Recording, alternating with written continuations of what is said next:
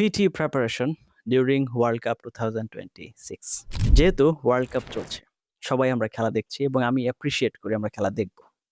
কারণ ফুটবল খেলাটা খুবই এক্সাইটিং একটা গেম। আপনার হচ্ছে যে 90 মিনিটস আমরা খেলা দেখি বা সম্পূর্ণ খেলায় এনগেজ থাকার মতো অনেক কিছু আছে। আমরা চাইলে সেই জিনিসগুলোকে কি করতে পারি? কাজে লাগাতে পারি শুধুমাত্র খেলা দেখার জন্য খেলা না দেখে। তো দয়া করে একটু কষ্ট করে ভিডিও শেষ পর্যন্ত থাকতে হবে। কিভাবে আপনার খেলা দেখাটা আরো বেশি এনজয়েবল হবে এবং খেলা দেখাকালীন আপনার পিটি প্রিপারেশনকে খুব ভালোভাবে চালিয়ে নিতে পারেন। এই জিনিসগুলো আজকে একটু আমরা আলোচনা করার চেষ্টা করব। একটু কষ্ট করে ভিডিও শেষ পর্যন্ত থাকতে হবে। ফর ইওর কাইন্ড ইনফরমেশন, আমি নিজেও কোনো ম্যাচ মিস করছি না। আমি কিন্তু দেখছি এবং হচ্ছে আমি সাজেস্ট করি এবং আমি অ্যাপ্রিশিয়েট করি আপনারাও খেলা দেখেন। বিশেষ করে I স্পেসিফিক্যালি সেই যারা হচ্ছে এখন পিটি প্রিপারেশন নিবেন অথবা সামনে নিচ্ছেন বা সামনে নিবেন, সবাই কিন্তু ফুটবল খেলা দেখছে। তো সুতরাং সময় নষ্ট না করে আমরা একটু চলে যাই মেইন আলোচনায়। কিভাবে আমরা হচ্ছে ফুটবল খেলাটাকেই পড়া হিসেবে কাজে লাগাতে পারি বা খেলা দেখাটাকে। Before that, welcome to our channel PT Bangladesh. Number one platform in Bangladesh for PT preparation where we're trying to make your PT journey easy and enjoyable. Learn PT with fun, that is our motto and following that. যদি 24/7 আমাদের সাথে connected থেকে PT preparation নিতে চান, please like our Facebook page and join our Facebook group, সেগুলো link video ডেসক্রিপশনে দেওয়া আছে। আর আপনি যদি পিটি মক টেস্ট দিতে চান, আপনি যদি সাবস্ক্রিপশন কিনতে চান, আপনার রেজিস্ট্রেশন করতে হবে। You can contact with us. আমাদের সাথে কন্ট্যাক্ট ডিটেইলস আমি ভিডিও কমেন্টে পিন করা অবস্থায় পেয়ে যাবেন now. Without wasting time, let's jump on to our topic.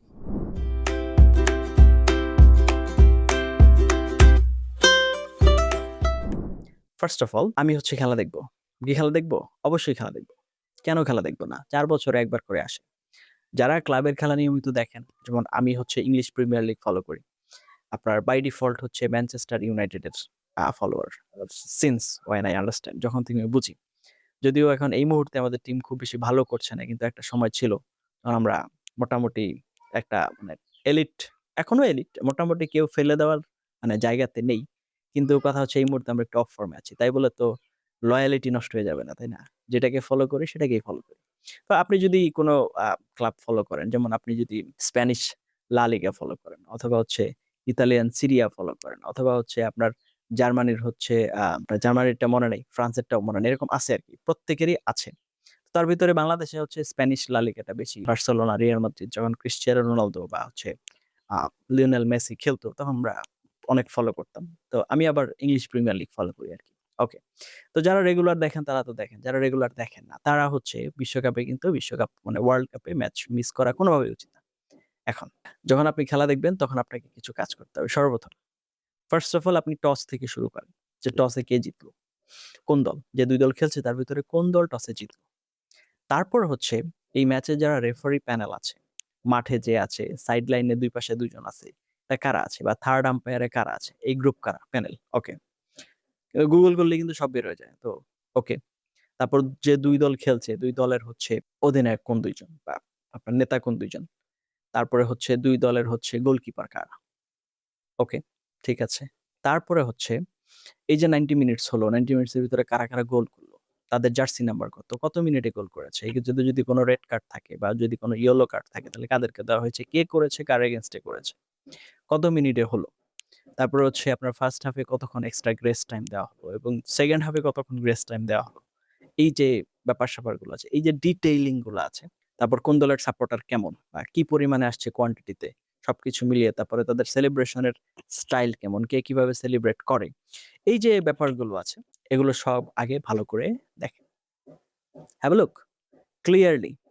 এবং যখন আপনি খেলা দেখবেন তখন হচ্ছে এই খেলা দেখার সাথে, সাথে এগুলোকে শর্টকাট নোট করতে হবে।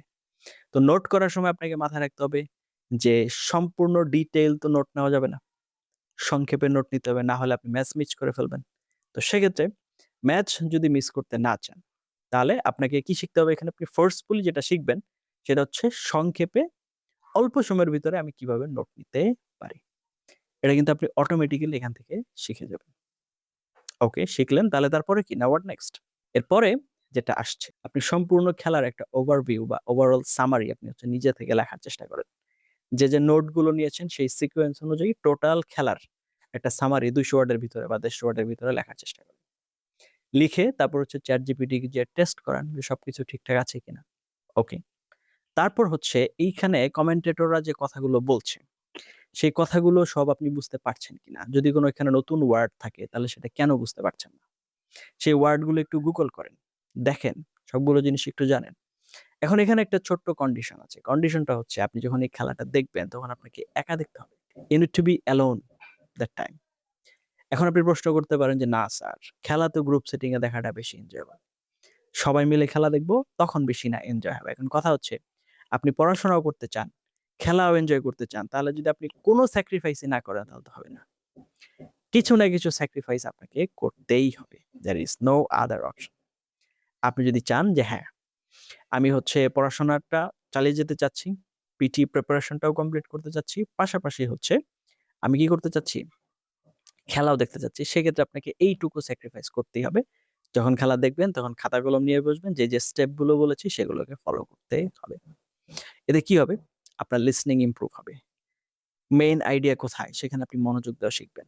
কিভাবে সেগুলোকে গ্র্যাব করতে হয় সেটা শিখবেন। তারপর যখন সামারি লিখতে যাবেন, সেখানে আপনার একটা আইডিয়া ডেভেলপ হবে যে হ্যাঁ, আমি এখান থেকে এটা নিতে পারছি বা আমি এটা নিলাম। সেটা ইমপ্রুভ হবে। তারপরে কি? তারপর হচ্ছে আপনি কিভাবে এখানে আপনার নিজেকে ইমপ্রুভ করবেন, ওয়ার্ড মিনিং শিখবেন। তারপর যখন আপনি এটা নিজে বলার চেষ্টা করবেন, টোটাল সামারিটা আপনি নিজের মতো করে প্রেজেন্ট করার চেষ্টা করবেন। তখন কিন্তু আপনার আরো ইমপ্রুভমেন্ট এখানে আসবে। এই টোটাল প্রসেসটাকে চালাতে হলে আপনাকে একটু সচেতনভাবে খেলাও দেখতে হবে, খেলা দেখার সাথে এই কাজগুলো করতে হবে। যদি আপনি ঠিকঠাক মতো এই প্রসেসটাকে মেইনটেইন করতে পারেন, আপনার ম্যাচ দেখাটাই আপনার ইংরেজি ভাষায় দক্ষ হয়ে ওঠার সবচাইতে বড় সহায়ক হয়ে উঠতে পারে।